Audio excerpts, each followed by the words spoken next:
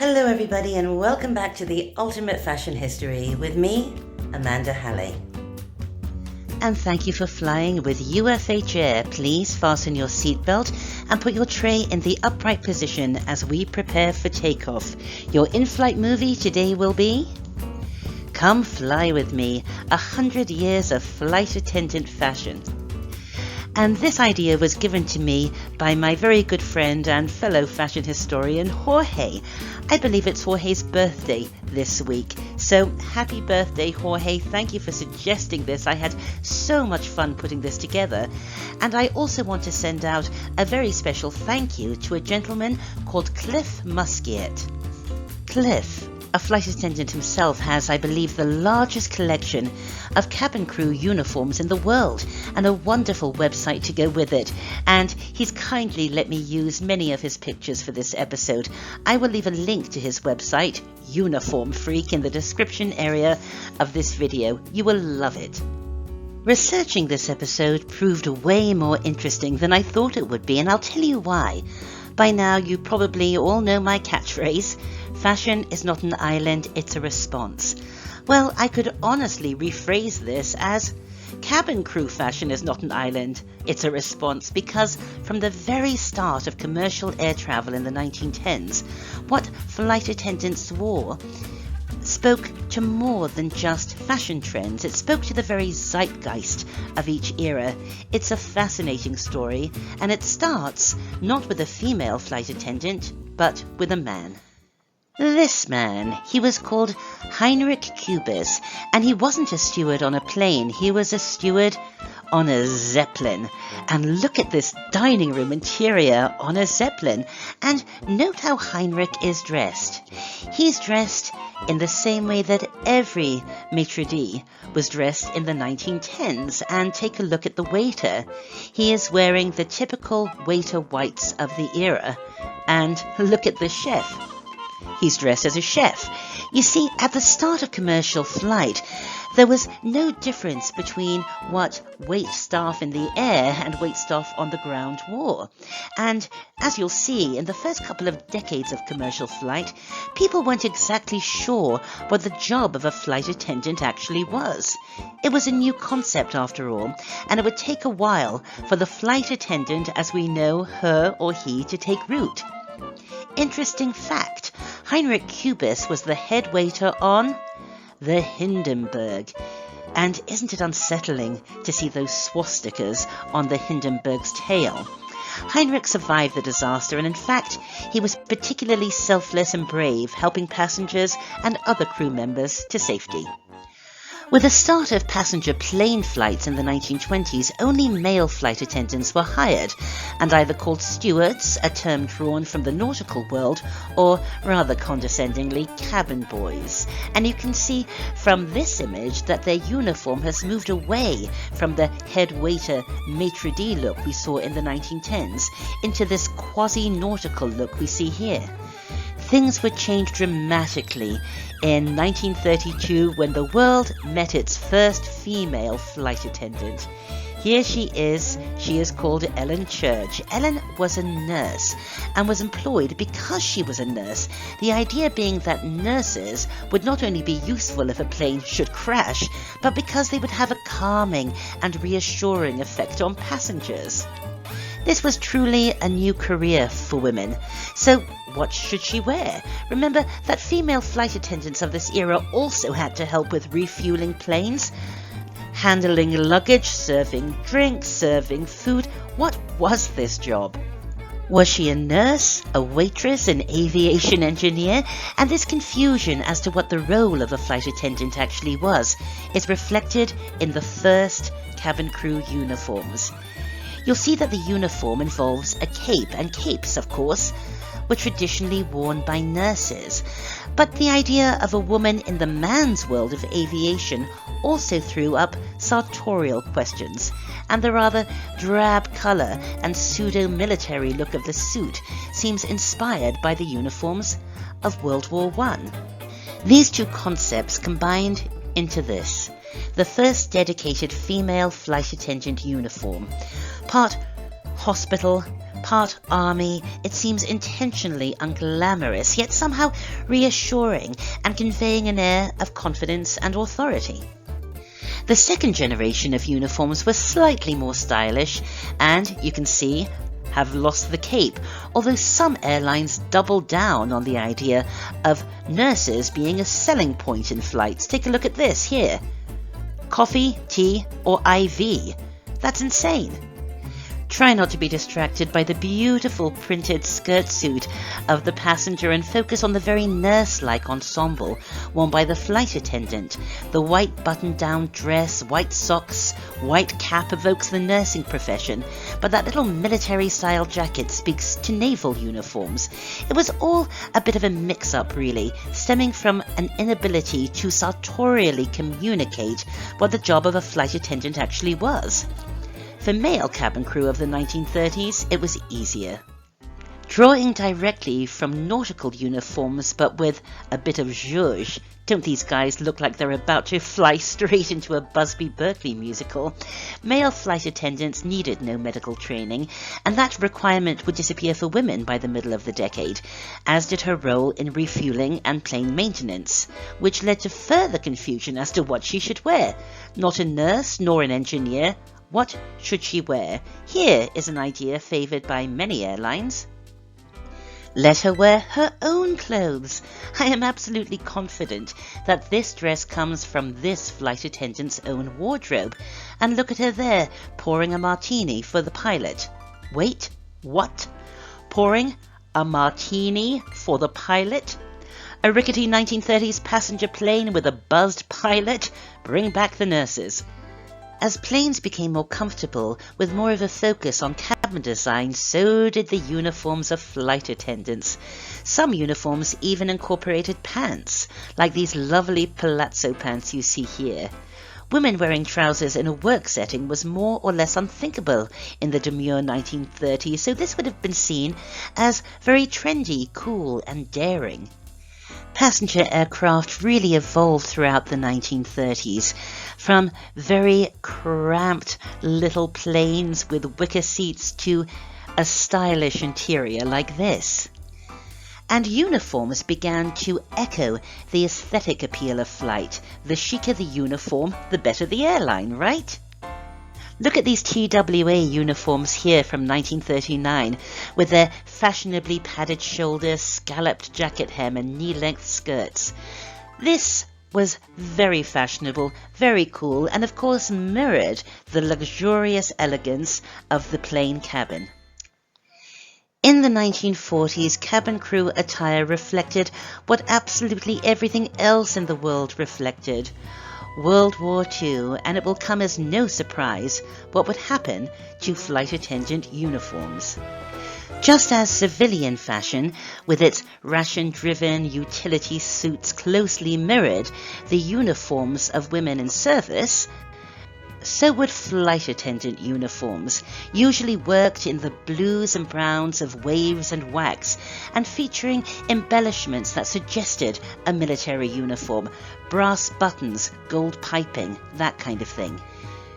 During the war, there was very little to distinguish flight attendant uniforms from their military counterparts, but there were a few really notable exceptions. For example, Hollywood designer Howard Greer's 1944 uniform for TWA.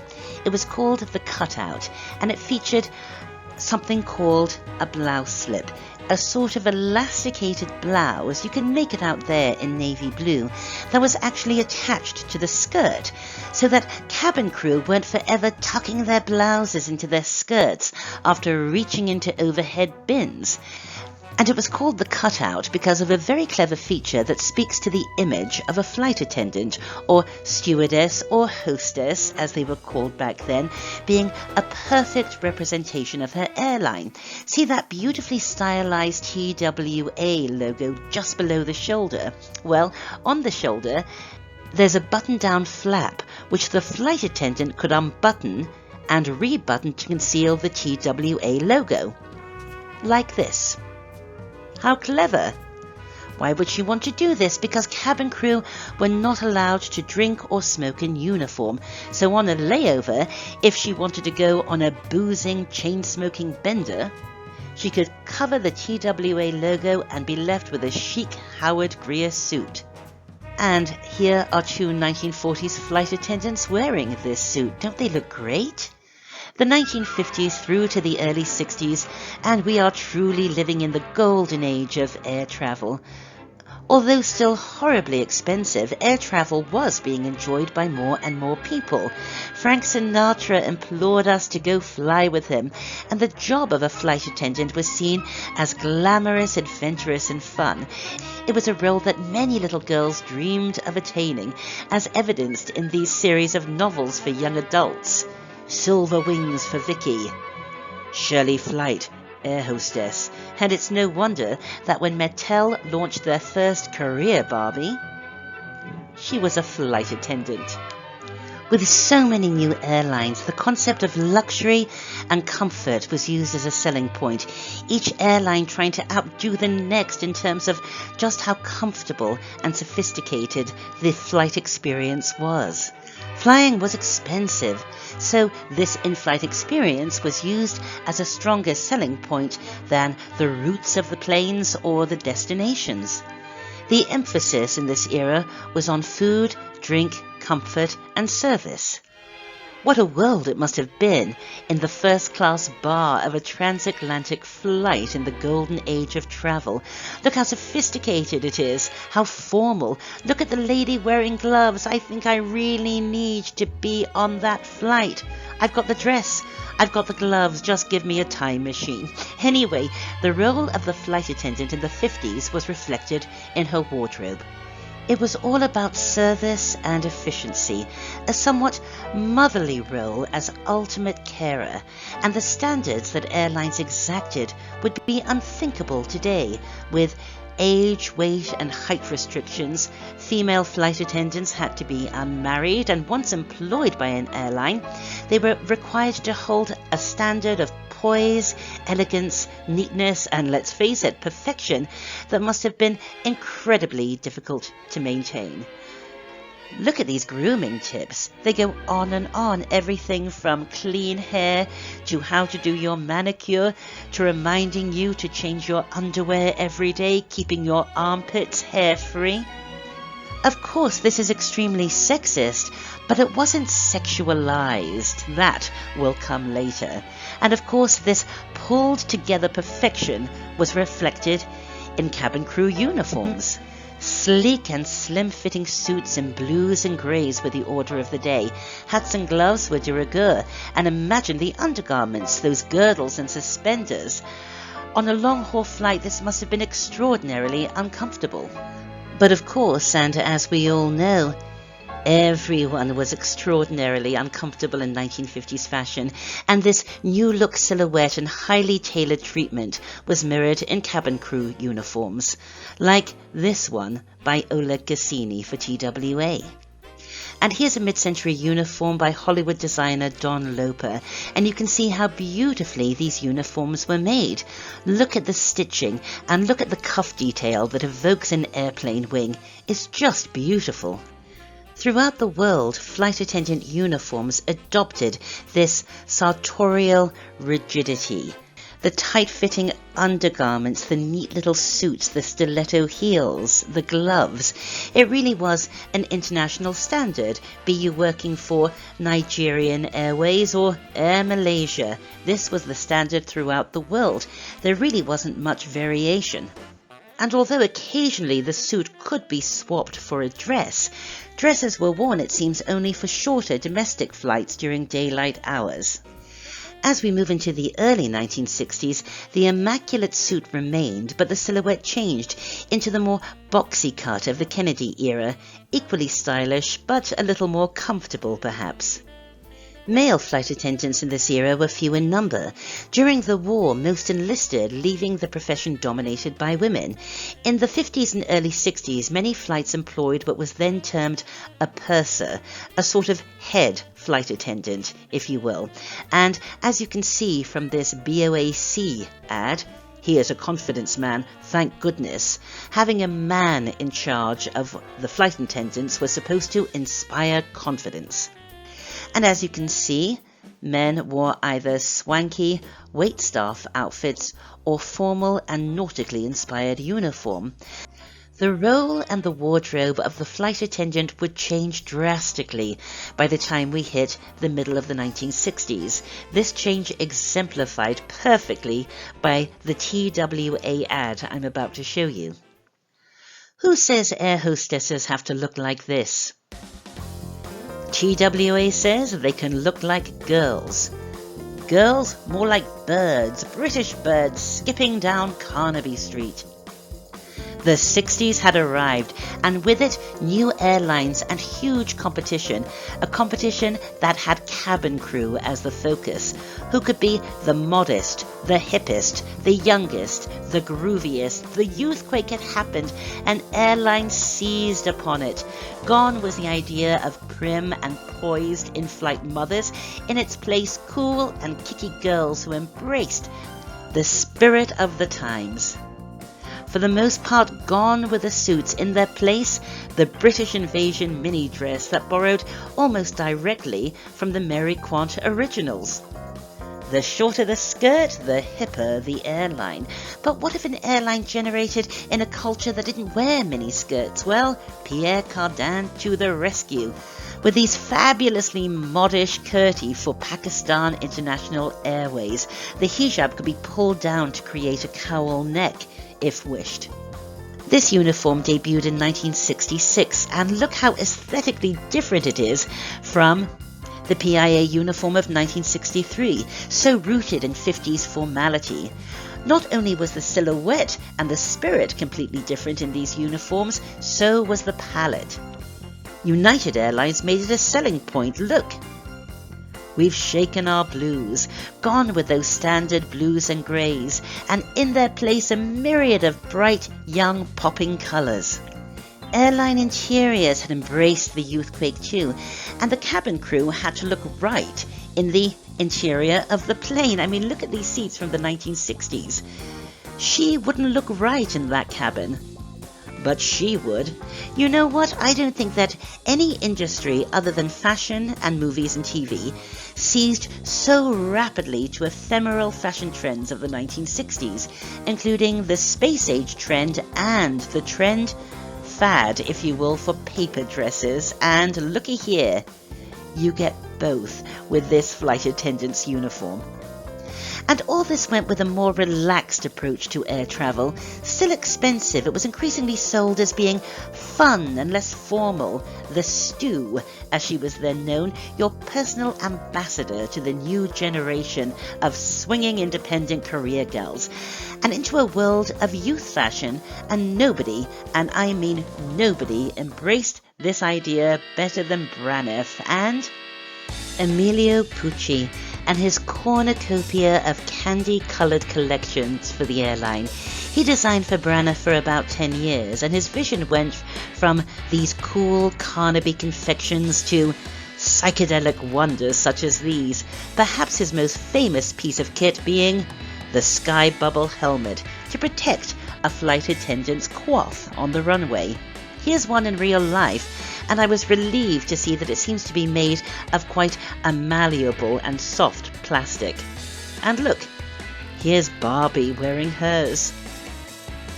And this really was wonderful and beautifully made stuff. Just indulge me. You know how much I love my Pucci. Look at this dress. I would absolutely wear this dress today. And look at this. So cool.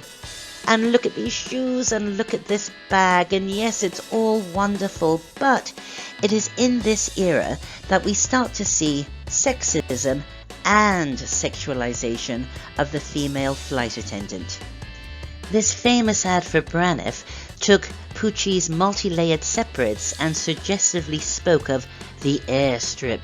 The wordplay suggestive and speaking directly to this new idea of a flight attendant as the young and possibly sexually available thing of male fantasies.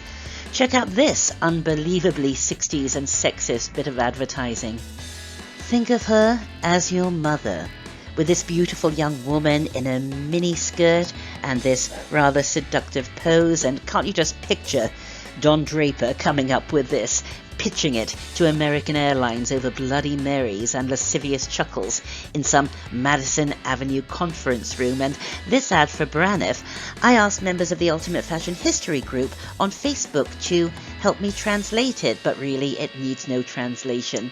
You see, over 80% of airline tickets were still being purchased by men, and so the idea of the promise of sex, basically, even a fantasy of sex, really was used to sell, and this was obviously going to be reflected in uniforms. PSA famously had the shortest miniskirts of all, and look at the cover of this PSA in-flight magazine. It's almost like a cover to Hustler or something, isn't it? By 1971, this idea reached its epitome in what is arguably the most famous ad campaign in aviation history. National Airlines Fly Me campaign. It tapped into the sexual revolution, which was a trendy thing to talk about at cocktail parties, and was so famous that even the British rock group 10cc had a hit with a song called I'm Mandy, Fly Me, inspired by one of these posters. Appallingly of its time, it's no wonder that airline uniform designers were so keen, too keen, to jump on one of the early 1970s most ephemeral fashion trends. Hot pants. Hot pants.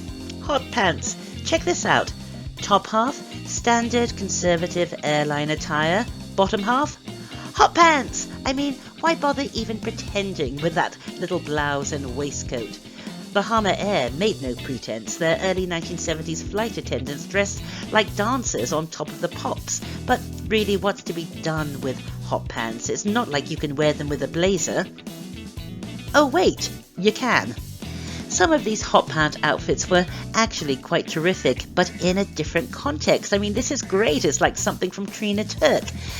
But it doesn't lend much to the gravitas of the job, does it? The hot pant trend lasted all of 2 years. However, airline uniforms are supposed to last at least 5 years. So by the mid-1970s, all of this started to look rather dated. Some airlines, however, went in the opposite direction in this era, and instead of selling the idea of sexy fun with their uniforms, they sold the idea of class and longevity, like with this beautiful suit by Valentino for TWA. And I just want to make a quick comment about how erroneous it is to base an airline uniform on an ephemeral fashion trend. Look at these beautiful kabayas that the cabin crew of Singapore Airlines wear. They were designed in 1968 by Pierre Balmain, and they've never changed. Why? Because they don't have to. This era also saw the rise in national or regional motifs worked into cabin crew uniforms, often with no regard for cultural appropriation or, let's face it, good taste. But I do love Aloha Airlines' big tropical prints. But my favorite of this era has got to be Alaska Airlines, who I am guessing use the fact that Alaska is kind of joined on to Russia via the Bering Straits to give us this. The early 1970s loved gimmicks and novelties, didn't they? And there were lots to be found in the world of airline attire. On some evening and night flights, cabin crew wore evening wear, and Air Alaska, again, they had a gold rush flight where the cabin crew wore uniforms inspired by the gay 90s. Air Jamaica even had an in-flight fashion show. Yet, by the middle of the decade, the women's liberation movement started to be reflected in both the role and the attire of female flight attendants. Look at this Delta ad. No floor show, just a working girl working. And not working in hot pants, you'll note. By the middle of the 70s, there was a real move away from clothes that looked like uniforms or clothes that looked like costumes, and towards uniforms that looked like stylish civilian clothing, like here, and like here, and isn't this fabulous? I'd wear these dresses today. Also, and again I'd argue because of the women's liberation movement, we see a dedicated embrace of pants, as worn by the cabin crew on Concorde. And this idea of uniforms not looking like uniforms was a unisex affair. Male cabin crew had been welcomed back onto flights, and look at this. Don't they look like the cast of Anchorman? But in fact they're dressed in Pucci again, but this time for Qantas. And look at this! It's half of ABBA moonlighting as flight attendants, yet the luckiest cabin crew of all during this era were surely those who worked for Braniff, who employed Holston to design its uniforms, and there he is in an airplane seat flanked by cabin crew wearing his beautiful collection of slinky silks and sophisticated suedes and chic browns and beiges. In fact, brown would become pretty de rigueur in the second half of the 70s in terms of cabin crew uniforms, and after all the playing around with fashion fads, we see a return to the classic suit, instantly recognizable as a uniform. The women's liberation movement's influence on flight attendant female fashion saw a real return to more business-like attire. Take away the airline emblems and Mary Richards could have worn this suit to work. Guess what decade we're in now, and you can see no lessons had been learned from the hot pant. And the 1980s trend for massive padded shoulders and pastels and calf-length floral skirts and huge oversized jackets started to look dated very, very quickly. It was all absolutely fashionable at the time, but remember, these uniforms had to last 5 or 6 years. Fortunately, in the 80s, some designers were natural forecasters and created uniforms that would work well into the 90s, like Yves Saint Laurent. For Qantas, the primary colours spoke to the decade's love of the bright palette. There's just a little padding in the shoulder, and this look not only worked for the early 1990s, I argue it could still work today. Same with the Virgin Atlantic uniform from the late 1980s, designed by the Emmanuels, who, as I know you know, created Princess Diana's wedding dress.